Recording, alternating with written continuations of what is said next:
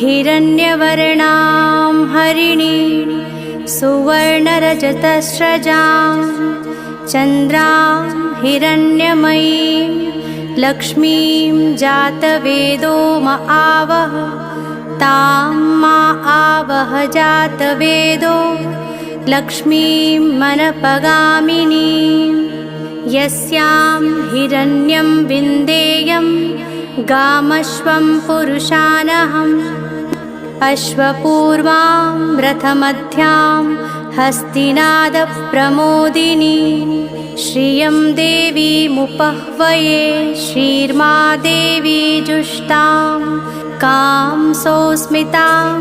हिरण्यप्राकारामार्दां ज्वलन्तीं तृप्तां तर्पयन्तीं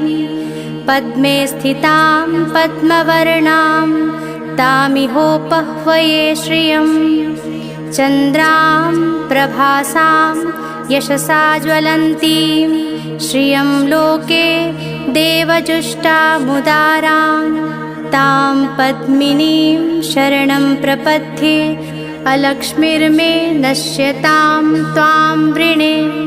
आदित्यवर्णे तपसोऽधिजातो वनस्पतिस्तव वृक्षो